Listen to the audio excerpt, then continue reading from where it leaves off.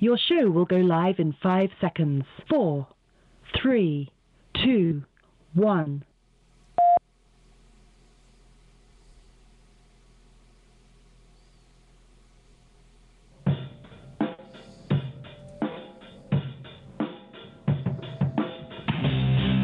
Thank you for joining us on History FM Radio on liveparanormal.com and History FM. From paranormal to the unexplained history, it all happens here. Looking to enhance radio experience? Participate in live interactive chat 24/7 with our radio show hosts and other like-minded people on www.liveparanormal.com, the only interactive social chat room supported by full interactive media. Stop by now and join in on the fun.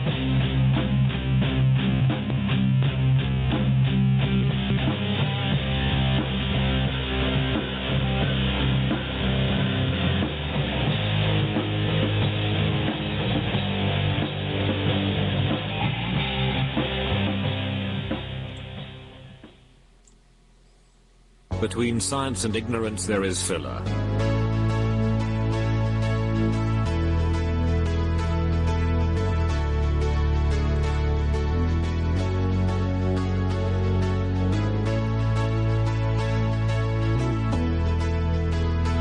Paranormal Filler 2.0 is on. Good evening and welcome to another Sunday night of Paranormal Filler. Paranormal Filler brought to you by liveparanormal.com. I am Wes Forsyth, your host for the evening. I'm the webmaster over at ihuntghost.com. Do a little bit of ghost hunting, a little bit of metaphysical work, a little bit of darn little investigating anymore, but I'm still out there, I'm still in the field, I'm still your go-to guy on the paranormal. Quick shout out, Ghost Hunters United. These are my buddies over at ghosthuntersunited.com. Their website server crashed last week, so I'm still going to give them their shout out. They're still big supporters of mine, but when I checked today, they still did not have the website back up and running, and I hate that for him. He puts a lot of work into that, and according to him, according to his Twitter post, he lost all of his databases in the crash, and apparently the server company did not have backups, and I'm sure he didn't, because he wouldn't have cried about it so much. Anyway, another shout out goes to Paranormal Seekers of Iowa. They're one of my broadcast partners. I want to give them a quick mention. Fan of the week, Simply Psychic on Twitter. You can find her at @KnowingWithin. Don't know this lady, but she is a big supporter of mine on Twitter. She actually brags on me. So being a fan and actually acting like you like me gets you a shout out on Paranormal Filler. It's not, you can't link to it from the LP site, it looks like, but over on ihuntghost.com, the video should be working. I am broadcasting, I am recording, but if you don't get to watch me tonight, go to the YouTube channel. You'll be able to catch my replay on YouTube. Let's see, do I have anything else on my shout-outs? I've still got the calendar to do.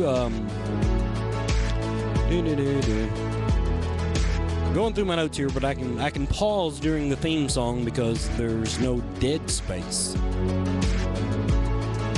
Nope, that looks like it on that page. Look over here. I guess just the normal stuff. ihuntghost.com. You can find my Twitter feed. You can find my Facebook page. You can find the calendar of events that will be going over here in just a moment. Possibly the most complete paranormal calendar on the internet today.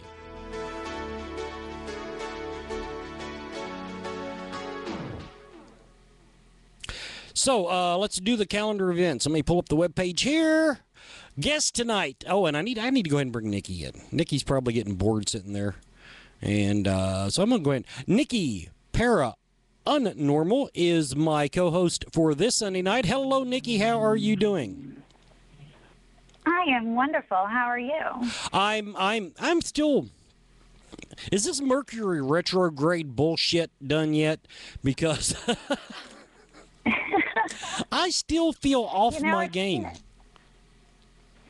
It's snowing here. Yes. It was 60 here yesterday. I was outside in a light springtime jacket riding my ATV. Today I had to put on my coveralls and coat to go to the outside, and I was really thinking, do they make a combination lawnmower / snowblower? I don't know, but they should. They should, because... You better patent that really quick. Because I'm needing a snowblower today, and by the end of the week, the way they're talking, I will have to mow my damn yard. I know, right? Insane. But somebody out there in psychic land, tell me this is winter's last hurrah. Now, I'm not talking about the last cold day. I understand it's spring. We're gonna I've had cold days in June where I had to put on a winter coat. But my God, will this snow ever stop? I don't think so. Let's see here. I need to do my calendar of events. So you just chime in if anything sounds particularly interesting. We got the Para-Unity World Conference. I think that's in Las Vegas. That's coming up here at the end of the month, March 28th through 30th. Dawn Short is she's a friend of Filler. She's going to be there. The Para History Festival in Old Fort Niagara. That's the 4th and 5th. I believe Brian Cano is going to be there. We'll be talking about this tonight. Investigate Haunted Jordan Springs. That is a John Zaffis event. And then, what's next, Nikki? What comes up after that? The 10th through the 13th of April. I gave you a hint. I believe that would be Phenomicon. That is Phenomicon. I have, I bought a new mixing board this week, mostly to do Phenomicon.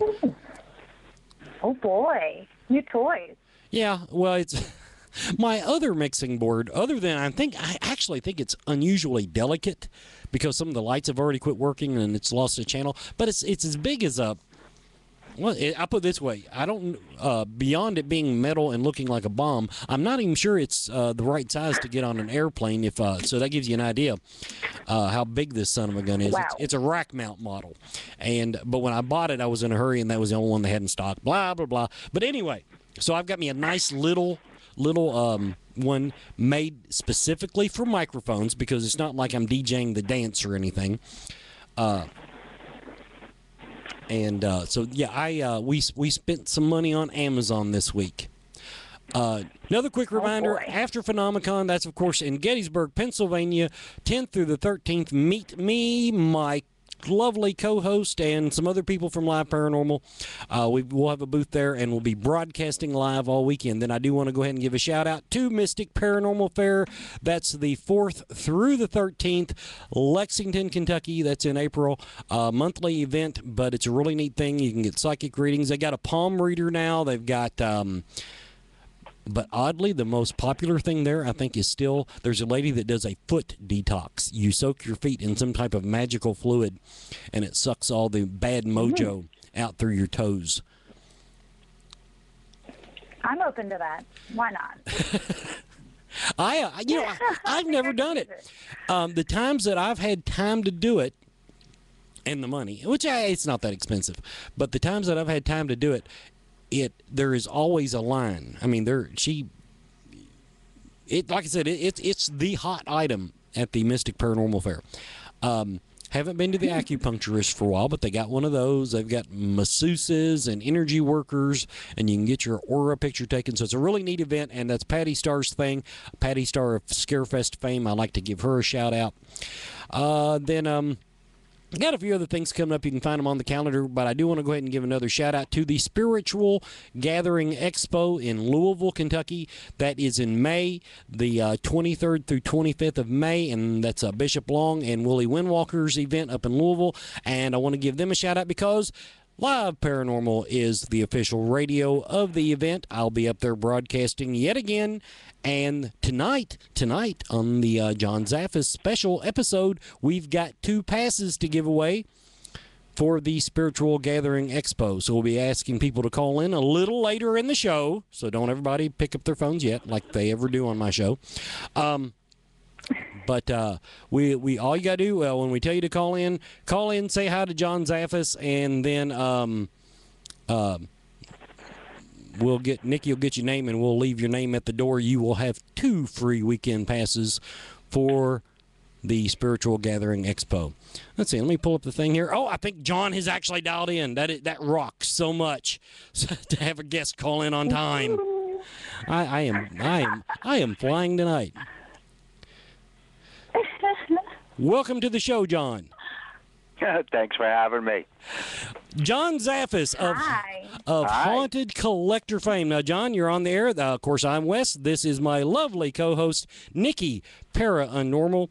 And, John, I got to tell you, I miss you from TV. Oh, I know. We did 3 seasons, and, it was a good run. Things went good, and... Well, the old man got tired, for one thing. Yeah, but you had all them young kids running about. You just worked too hard. Well, that was the problem. Again, too, it's fun to do these TV shows. I enjoyed working with all 5 of them. We had a blast. We did a lot of good things. But being out on the road for months and months at a time, it's a hard thing. TV shows, you're traveling, you're sleeping, you're eating, or you're filming. So it's a difficult thing to do. Oh, I'm sure it is. And but I tell you what I miss most about the show, because Ghost Hunters moved away from it. I miss your show was the one that was still going into mom and pop Smith's home.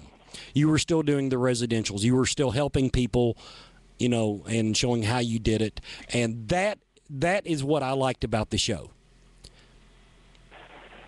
Well, that was a key element. I like the mixture of it, going into historical places and still doing residential homes, I think, is an important element with showing the TV shows and trying to do what we can. And, a lot of times it's very difficult when you're filming to do things, but if there was any help that was needed afterwards, I always did everything that I could to possibly be able to help them out. Nikki? That's absolutely awesome. I totally miss it, and I've actually been talking to Brian a good bit, and I know that he's missing it too. He's kind of lost without it, so it seems. Well, Brian, here again, he is just like one of my kids. We are very good friends. I see him continuously all the time. We talk all the time. And I think the 5 kids miss it more than anything. Like I said, when everything wrapped up and everything, I was around a long time before, and, I'm going to be around a long time after, but I think all of them were having a very difficult time, not going out, traveling around, and doing the different things. So I definitely know all 5 of them on the TV show definitely miss it, and I really miss them. I guess it's like a family, I mean, I know your family's part of the team, but, it's like a family. You guys were together for 3 years, probably pretty much nonstop, right? Well, quite a bit, yeah. You get to know each other, and it's a funny thing, too, because all of them, I got to know their parents. I would talk to their parents, and we'd go back and forth, and it was a pretty neat type situation. And, if my 2 kids got yelled at, all the kids got yelled at. That's absolutely awesome. You shared it, That's great. That's great. So are there any, projects coming up for you on TV maybe? Well, I'm working on several different things right at this point in time. There were 2 TV shows that I was possibly interested in, but I decided not to do them. It was my choice. It wasn't something I was comfortable with, so I declined. But there's a couple of other projects that I'm working on, and we'll see what the future brings. That's great. I'm excited. I'll be waiting. What about you, Wes? Go ahead. Well, just going through your website and stuff, it doesn't look to me like you're just sitting around in the recliner now, waiting for a phone call.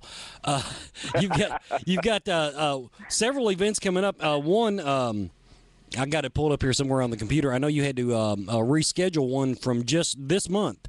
Yes. Had to move it back. Was that now that had to be based on your filming schedule, right? Because it was something about filming, and I know Jenny, and I don't think Jenny would. Of course, she wouldn't turn down a filming schedule, but it doesn't usually bite into her Paracon type things.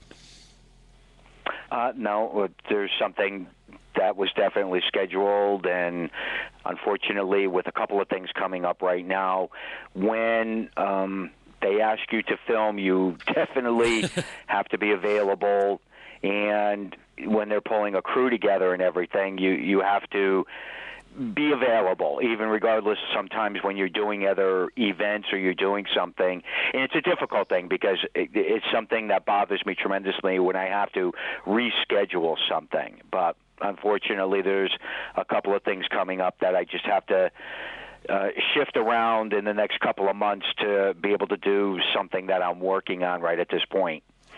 Now, on your website, it says that you still actively apparently are asking people, if you need help, if you think you've got something, really nasty cluttering up your home, you are still taking requests for that. Does I'm just going to come out and be blunt about it. How does that work without a TV show financing the gas money and everything? How do you manage that now? Well, it's not easy. It's a difficult thing, especially with the price of gas. And, I have a team of 20 people that I've worked with for years, and a lot of times we'll split up in 3 and 4s and go out and investigate.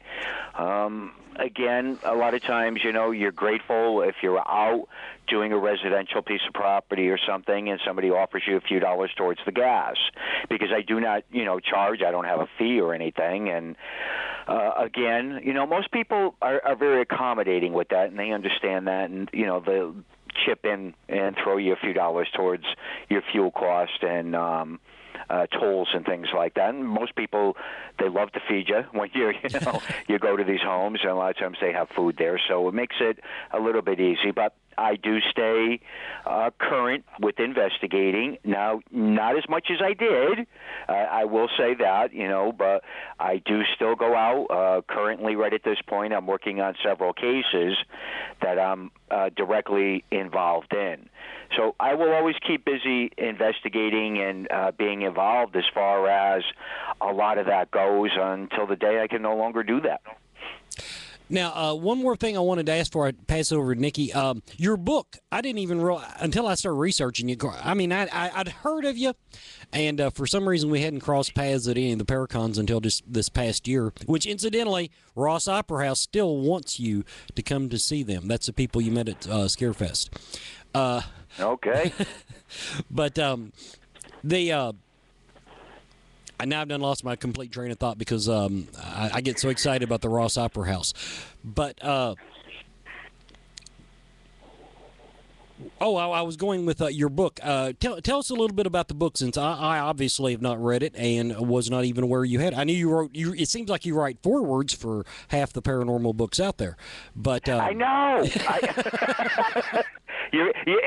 You're absolutely right, because a lot of people out there, in the field, they're personal friends, and if they ask, for a forward to be done up, I try to accommodate and help anybody out that, especially if I've worked with the individuals and they've been around for a while. I'm glad to jump in and help them out. Shadows of the Dark was done by Brian McIntyre. He was working with me in 2003, 2004, and at one point in time he just decided to write up about 100 pages on my life, and I just sat and read it, and I was totally amazed at what he came up with, and he got such a good read on me from being around me and working with me, and it details several different types of investigations that I've been involved with, haunted items, how I got involved with the work, several different people I've worked with over the course of the years. And currently, right now, finally, because 2 books that were very important to me were put on the back burner due to the filming and everything. I'm doing one book on the museum with a whole bunch of the different items in it, nothing that was on TV or anything, and a book on another case that I worked on for several years in conjunction with Rosemary Ellen Guiley. So I'm very excited about that because over the past couple of months I've been diligently working on that with her to get those squared away. And I know the items book we're definitely knowing will be coming out probably sometime in the summer, and I'm hoping in the fall to have the other one out. Nikki? Awesome. Actually, back to you out in the field investigating, I actually came across while I was doing some, internet stuff, because when I work from home, so I like to have, like some background noise, and I was looking some stuff up, and I found an investigation that you were a part of with my new friend Dave at the Wells House. Oh, yes, Dave. Yes, Wells House is an intriguing, really interesting home. It's a 160-year-old home. Tim Wood had purchased it, and Dave works with Tim quite closely on it. And Tim and I were going back and forth in a conversation, and some of the things he was telling me about it and some of the information he was able to prove and get the facts on some of the things that occurred, I was just totally intrigued by this house. And I decided to, I was going down for one day, and as most people know, the weather's so crazy, I ended up being down there for 3 days. So it was worth it. It was intriguing. It was interesting. Spent a lot of time with Dave and Tim just being in the home and witnessing, a lot of the activity and phenomena that is being recorded in there, which is so cool because they got cameras set up all over the place and they're getting everything documented. So it's a very intriguing home, to say the least. Definitely. I actually watched the what they have posted of the 48-hour investigation, and I have to say, for people who, are new to the field, who haven't gone out and investigated, it was pretty much action-packed, kind of like, an episode of something you would see on TV. I mean, it was just constant, just at least the stuff that was up there was constant, activity, constant communication. And I said, oh my goodness, I was telling a friend about it, and I said, my only thing is that if, a new investigator sees this, they're going to think that, between the TV shows and between this, that every investigation is going to be this active. I said, boy, are they going to be disappointed. But again, I'm glad you brought that up, because it isn't common to have, now that's raw footage. That's live footage as the occurrences were taking place in the home when the three of us were there, and it was continuous. And that's all I kept saying to Tim and Dave. I said, you just don't get this type of activity that's continuous. Just one thing after another, and it just kept going and kept going. And I was just like, this is unbelievable. Totally unbelievable to have it continuously happen for hours at a time. Yeah, so, I honestly have to admit, my boss is probably listening, but, while listening to it, and looking at it, I really didn't get much work done, because it really was just like, I think as shocked as you were, because I could tell you were, just blown away by the amount of activity, the amount of intelligent communication. Just, it blew me away. I didn't get much work done, needless to say, but it was awesome. Yes, and I agree. Again, when a couple of the different communications were established and things were going back and forth, and some of the responses that were coming back and forth, and when Dave was getting touched, and when Tim was having issues, and some of the information coming through was just mind-boggling on how accurate and how things were occurring and how they were happening. I mean, we're all sitting there and something comes down the main staircase and just literally comes into the room, and the whole atmosphere and everything just totally changed. It wasn't a full figure or anything, but you knew something was occurring. You heard the activity on the top of the landing, at the top of the stairs. You heard something coming down, and then in the doorway into the main living room and everything, activity just kicked in, and it just went totally unbelievably ballistic is the best way I could put it to you when the three of us were sitting there. So it was pretty intense and pretty amazing with the amount of stuff that in 48 hours that occurred in that house. Totally amazing. Yeah, it was. And I was like, it was so funny because I actually, I didn't realize that I knew Dave. And, you know, I'm watching a video and I didn't even realize that was him, you know, and I was all excited because I was like, oh boy, you know, because I've really been looking forward to this interview because you're just like awesome to me. So I was like, oh wow, and it's got John in it. Okay, well, you know, I'll listen to this. And I actually went into a chat room and Dave was there and I'm like, wait a minute, you're that Dave. So I was like, I need to talk to you. So we actually talked on Skype, but you know, we had a nice little conversation about the investigation and everything. And I have to say, that place blew me away. Well, like I said, awesome. on the charts with activity occurring the way it did, how everything happened was pretty awesome. And I don't very often say something like that, especially with the, you know, types of investigations. But like I said, I'm just sitting there, and it was just nonstop. And I just kept looking at Tim and Dave and going, I can't believe this. I cannot believe the amount of things that are occurring and happening, and it's just continuous. It just doesn't usually happen. You don't get that to happen often. No, I told him. I said it was like watching an episode of something, and I said, you know, I really do. If any new people watch this, they're going to think that that's how everything's supposed to be. And I said they need to put a precaution, like, little note there, like, this is not a normal amount of activity that you will get during a normal investigation, not to be misleading to anybody who's new to the field, because I don't want them to get that impression that, you know, because I'm sure, you know, you've been doing this for a long time. Now, there are some investigations that feel like they're 48 hours, and you've only been there for 2 hours. So, you know, and you have nothing. So, well, again, too, that's a key element, and it's so important because you're right. People are get very confused by watching our TV shows, any of us, or watching a movie or anything. They think within that hour or 2 hours, you know, wow, all this stuff happens, and you know, it's continuous. A lot of us go out on investigations and nothing happens whatsoever, or sometimes you can go back 3 or 4 times before anything happens whatsoever where you can get something documented. So like I said, it's far and few in between where, you know, you can walk away with some really hardcore evidence on your first visit to a location.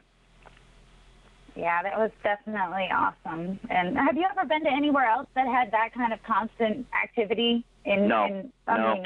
No, Okay. no, and you know, I've been asked this continuously since it, and I've been in situations where something will go on for 10, 15 minutes, you know, a communication, or we'll be getting hits, or, you know, you'll hear noises or something, and things usually die down. I mean, this just kept happening and kept happening, and again, when you deal with that, it usually doesn't occur that consistent. I mean, I would think over the 41 years of working in investigations, in these type of environments, I probably could say maybe 10 homes that I've been in where it's been so intense like that. And this is one of these homes at this point. Wow. Wow. It blew me away. So that was just, yeah. Amazing. What about you, Wes? Do you have anything else? Oh, yeah. In regards to investigation? Actually, I want to touch on that topic that you all were just on. Now, I got involved in one case that had been on one of the TV shows, and honestly, now the danger of a case like that, you might know, is when they put all the they ran the cameras like constant for 2 weeks and had a lot of activity, and when they put that on TV, to be honest with you, it looked fake because there was so much activity. But you've been doing this for 41 years, and like you said, you've had 10 really, really hardcore active cases. Now, have they been over the years, or have you seen that more? Do the active cases seem to be popping up more lately in your career? More lately. over the course of the years, there's always been the intense cases with dealing, with true possession or, a very hardcore haunting. But I noticed more over the past couple of years that activity is very much in the forefront when you are investigating. So what I attribute to a lot of this is that I think certain individuals, when they go into a location, can trigger activity. And I also believe there's certain people that can go in and cause activity to stop. So I watch the environment of individuals when they're working or how they're working, because I enjoy going with, other people out there in the field also to investigate and do different things to see what the chemistry is, because that's a key element. When investigating, when you have a team or a group and everybody gets along and everybody's on the same page and everything, you're apt to get more activity at that point. Why? Because everybody's thinking on the same level. They're looking at things from the same perspective. So therefore, a lot of times I notice that's when we get more occurring and happening than you will if you're in an environment where everybody isn't actually getting along or anything. You took that answer exactly where I wanted to go with it. Because I've noticed that, and I got involved in the case after the TV show had already been there, but the family that lived there swore that was all, it was crunched together, but all that stuff was going on, and it was that bad. In 41 years, and you're a lot like me in that you're an unabashed, you accept the paranormal. Now, I don't know if you feel like you have a handle on what's going on or not, but you don't seem to worry so much about whether there's squirrels in the attic or, I don't want to say not being a skeptic, because I know that you try to debunk, but you seem to this has been drilled into you. Would that be a fair way to put what you've experienced? Well, again, my key thing is I do go in looking for logical things, even to this day, and most people do. But the key thing, a lot of times people already rule a lot of stuff out. And, as you're investigating or you're doing things and you're talking to homeowners and things, and they'll be like, we've already checked everything out. There's no animals in the walls. We don't have mice. We don't have, squirrels up in the attic. We've been paying attention to the heating system after you had mentioned it on the telephone. Or, they'll look for a lot of logical explanations today. So it makes it easier. And on the flip side of that, to me, we deal with a spiritual world. The paranormal is very spiritual, and now I'm not talking about the religion perspective of it. We deal with elements that we don't quite understand, we don't really know, but I can't rule that out after all these years, seeing things and being involved with things that I can't prove or disprove, but I know there's so many things out there that we don't quite understand. We don't have the capability to this point of being able to prove anything out scientifically, because at the end of the day, for scientific proof, you need repeatability, and Casper isn't always going to want to do what you tell him to do. So therefore, it's difficult to get repeatability to be able to chart things. But we're getting there, with a lot of the equipment, and I'm very fascinated with the equipment, and I'm very honest with people. Half of it, I don't even know how to turn it on. But, again, watching everybody and working with them, and they're explaining the different things that can check the environment, the temperatures. They can tell us if things are changing within in a location. That's so important, and we need that to be able to prove things out. And again, I take the old world and bring it into what everybody's doing today, because bringing both together is how we're going to end up getting some answers to the things that we really want to try to understand. Because at the end of the day, all of us are looking for the same thing. We want to know what exactly happens when the energy leaves the physical body. Where does it go? Hell? Heaven? Are there different planes out there? Does it stay earthbound? Again, we all have our theories. We all have things that we comprehend and we understand. But again, you look back at that at the end of the day, we really don't know. We really don't have 100% of anything when trying to prove things within the paranormal field. That's my drive. That's what keeps me going, is as we move forward. And, look at the amount of accomplishments today with EVP and communication sessions that people are doing out there. And the information that they're getting back is just like phenomenal. And I'm so impressed with so much that, I watch people create and equipment that they create. Now, on the flip side of a lot of things, I feel, as we were talking earlier, with people being so involved with the paranormal, and they need to learn to understand things. You can't just jump into it because it could be very dangerous to yourself and if you're dealing with a family. And mentoring and dealing with people that have been in the field for, several years, they have a good knowledge base. And most of them, share information and, try to teach people things. And very much against provoking, and especially in residential areas. If there's children involved or anything, I think you have to proceed with caution because it can really hurt an individual. It can hurt a family. So again, it's something that, I tell people, please, just because you see something on any particular TV shows out there with people provoking or letting spirit come inside their body or anything, don't just start doing things like that because you can really end up getting yourself into some serious trouble.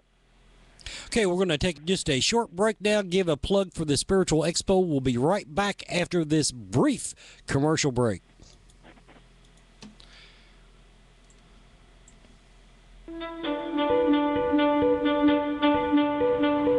Hi, everybody. This is Bishop Long. The Inspire Radio Network and Soul Warriors proudly present Spiritual Gathering Expo 2014.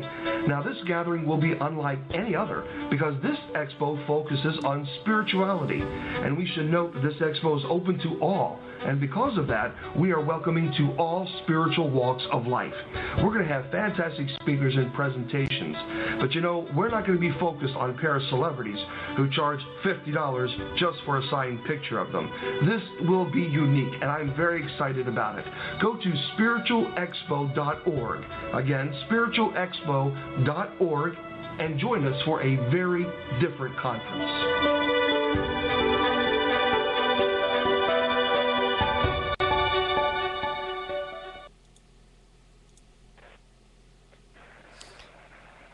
Okay, we're back, and now everyone listening, if you're listening live, if you call, let's see, what is the number here? 619-639-4606 or 347-202-0316. Two numbers up.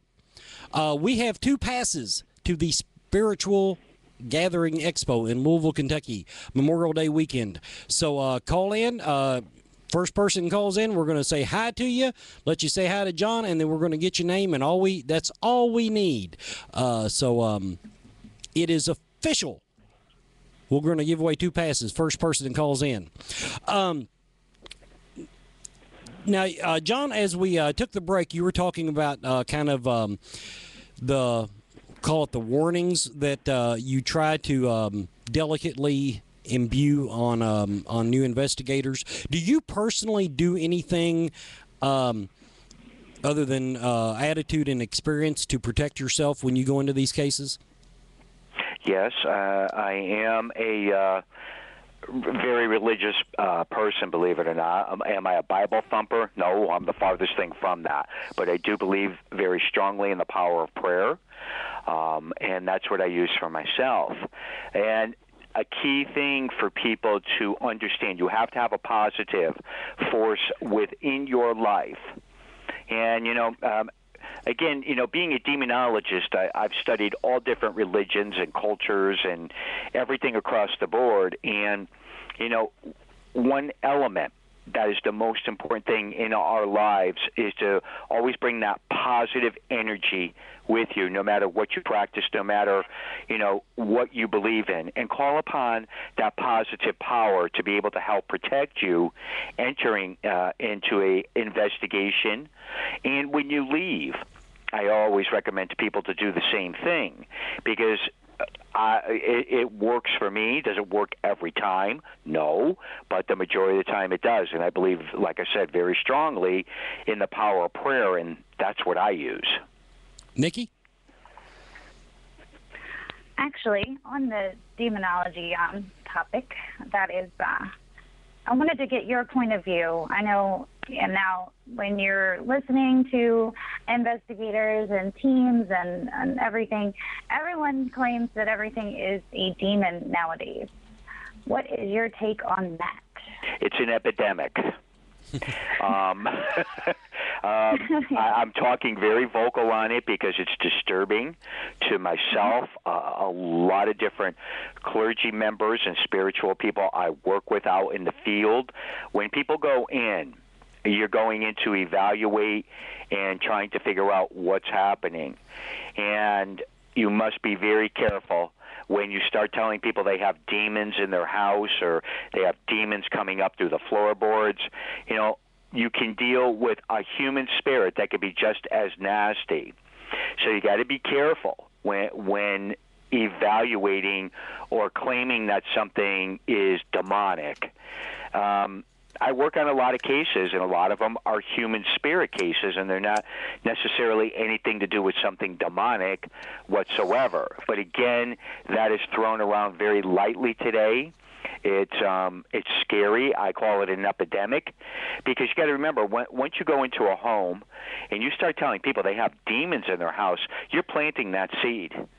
And that can actually make things worse for a family to deal with, because now not only are they petrified, and if they have children, that's going to affect the children in the homes also. So I think people, being involved with the paranormal field have to go in, you have to evaluate if they think, you're dealing with something that is legitimately something on a negative level as far as something being demonic. You have to realize sometimes you got to take that step back, and you got to let the people get involved that know what need to be done. And it's not a three-ring circus, and this is what's bothering me. You're going in to try and resolve something and figure something out. And don't get me wrong, I'm still an investigator, and I want my evidence just like anybody else, but I don't like to do things at the cost of totally making things worse. To me, that's the craziest thing. If you're dealing with something that's legit, a haunting, and it's human spirit, you'll get EVPs. You're going to get cold spots. You're going to get hot spots. If you're dealing with something on a negative level, sometimes it's more difficult to be able to get evidence, to be able to record something. But the key thing I think is most important, if you are dealing especially with a residential home, you're dealing with a family and there's children involved, please take the best steps that you possibly can. And you're not familiar with it, you're not working with spiritual people or clergy people, please get them involved in your area and let them take over and, try to bring some peace and calm back to those families' lives. Definitely. Now, with you as a demonologist, can you tell everyone what exactly you do? Well, being a demonologist, what that actually is a person that studies all the different religions that are out there, the different cultures. And that goes right across the board. There's no boundaries. And as you learn different things, you realize and you meet a lot of different spiritual people out there, and there isn't anyone I haven't worked with, rabbis, shamans, ministers, priests, you name it, and I've worked with them and learned to understand their rights of being able to help out in the environment, depending on a person's belief system. And a culture of an individual is a key element. So again, understanding all that and respecting different views of individuals out there is very important. And as I've learned over the course of years, working with so many different spiritual people out there, I find all religions extremely fascinating, and watch what they do and how they do it, and what they could be bringing aboard to help them in the environment at that point in time in the homes. So again, I'm always intrigued. I always am very fascinated by a lot of the different techniques and different things that people bring in to be able to help people out. That's basically what a demonologist is. In a nutshell. That's great. That's great. Now, a question about the haunted items from when you go on investigations or even during the Haunted Collector. What happens to them when they go to the museum? Well, there is a process, and again, unfortunately, TV land views things so differently from what we do as paranormal investigators, is that when the item is discovered, there are prayers and things that I do. Once it's removed from that location, it is brought back. There are bindings and prayers and different things done over them before I bring them into the barn where I have all the items stored. So there is a process that I do go through and continuously go through with the items from a spiritual perspective to be able to help protect, seal the energy, or hopefully try to break the energy. And I cover all of them above because, unfortunately, items can't talk back to us.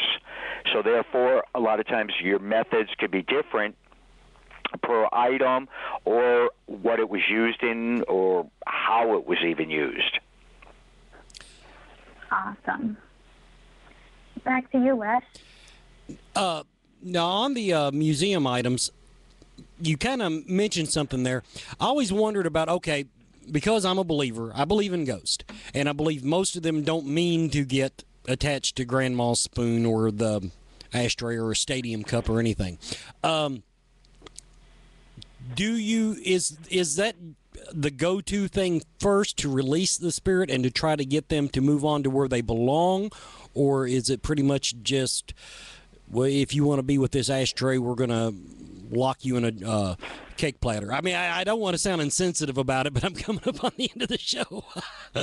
But no, that's, again, you're looking at it from a logical perspective, which is good. It depends on what you're able to find out. Okay, let's take Grandma's favorite teacup. Use it as an example. And, Grandma's energy is attached to it. They sold it off in a tag sale or an estate sale, and, did it bother Grandma that somebody didn't keep the cup within the family?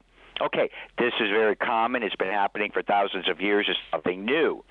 So in an environment, in a situation like that, is that where I would look at it and say to myself, okay, this is something that we want to try to see if we can't get the energy broken from it. Yes, I will look at it that way. And it could be done from many different avenues depending on what is needed to be done.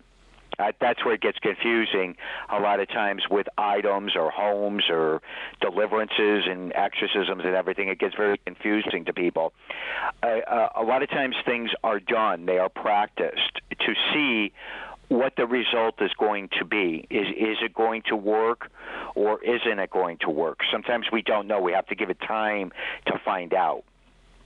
So therefore, the same thing is done with items. I could do a binding on them. I can try to do an energy releasement from things. Now, a lot of times people will ask me exactly what I do. Do I give that information out? No. And there's a big reason I don't. Because once this information is given and people start doing these things randomly, you could get yourself in twice as much trouble. So therefore, it's important for a person to learn their craft and learn what they're doing if they're going to start doing bindings and they're going to try and start to do clearings or anything of that nature to try and break energy attached with an item. I couldn't agree with you more there. I worried when Haunted Collector came out, because when Ghost Hunters came out, you had teams start forming around the country, going into people's homes. Then when Ghost Adventures came out, then all of a sudden the teams were wearing tight black T-shirts and shouting a lot. Then when your show came out, I was actually worried that there was going to be this big flood of people going into people's homes and saying, well, I'm pretty sure that locket is haunted. We need to get it out of the home. Or whatever. Now, I didn't see it happen. But you said that very well about learning the actually, I would even go a step further and say find someone who knows what they're doing and let them do it, because way too many people just read crap on the internet. Now, you've got the Museum of the Paranormal DVD that you've got at your website. Is that just kind of a video history of some of the items in the museum? Yes. It has quite a few of the items, me talking about the stories, and the recreations were done and added into it. It's a very well done documentary. It was done by New Gravity and Mike Baker. They did a phenomenal job on it, and it's something I was very proud to be involved with. Okay, we do have a caller on the line. I'm going to bring them up and see if we can't give away a couple of tickets. Who's on the line? Gloria here. Oh, it is Gloria. Gloria, say hello to John. Hi, John. Hi, Gloria. How are you? Okay. I'm good, thank you. How are you? Good. Gloria is a friend of mine. She, we see them all the time down at the Mystic Fair in Lexington. So, Gloria, I'm going to put you on hold, and Nikki is going to come in. And actually, Nikki, I know her. Don't even worry about it. But Got it. All right. yeah, I know who she is, so I can just pass on the information. And Gloria, thank you for calling. Do you have anything you want to ask John before I let you go? No, I'm just thrilled to get the tickets. Thank you so much. Okay, now I'm going to click that button. And now one more thing on your DVD. Now, what was your involvement? I see that you got involved with the Booth Brothers on some projects. What did you do for them? Oh, gosh, yeah. Worked on them with a couple of them they did earlier on with a couple of locations and different things.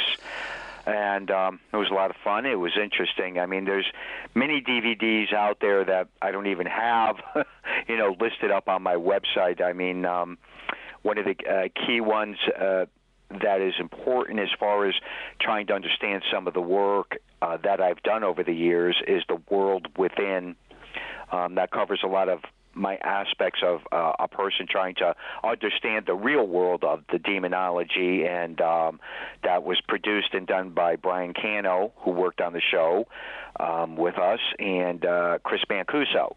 They did a phenomenal job on capturing, as all these guys call me, Ziggity. They captured Ziggity doing his work as far as the demonology goes. Okay, we're coming up at the end of the show, John. What do we need to get plugged? You got some events coming up? Let's go ahead and get you some plugs in before we let you get off here. Okay, yeah, I have several events coming up through the Veil in June, and Scarefest in the fall. I'm going to be doing 2 ships up in Michigan. There's several other ones out there also that I will be doing this year, and I have all those listed on my Facebook page, and they can tell you how to get tickets and some of the different places we'll be. I'll also be in Gettysburg with a whole bunch of you guys next month at Phenomicon. I believe that's the name what they're calling it. It's changed a couple of times, but anyways, it's in Gettysburg, and a whole bunch of us will be there speaking and everything, and it's usually a great time down there also. Yeah, and I'm sure John can be a witness. If you want to know what John's doing, just follow me on Twitter, because I tweet I've been tweeting the hell out of his events for him. Yes, thank you. I appreciate that. Oh, no problem. Hey, it adds value. It adds value, John. It makes people say, "Oh, he's a close personal friend of John Zaffis." John, thank you so much for joining us tonight. I wish that the show was longer, but we're going to have to move on to the next show here on the network. But I cannot thank you enough for coming on and talking to me and Nikki. Well, thank you so much. It was great. Thanks for having me on. Thank you.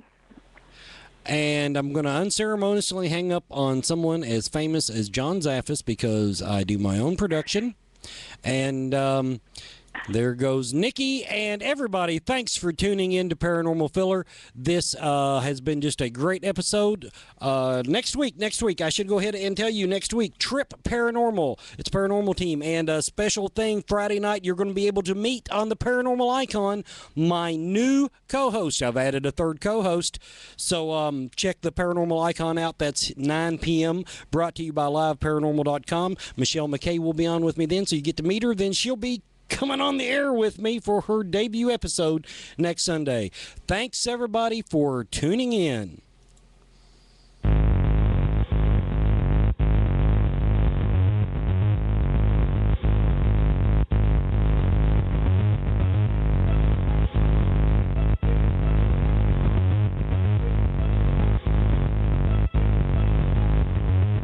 Thank you for joining us on History FM Radio on LiveParanormal.com and History.fm. From paranormal to the unexplained history, it all happens here. Looking to enhance your radio experience?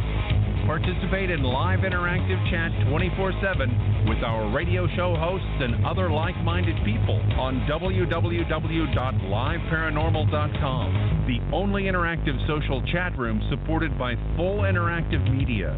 Stop by now and join in on the fun.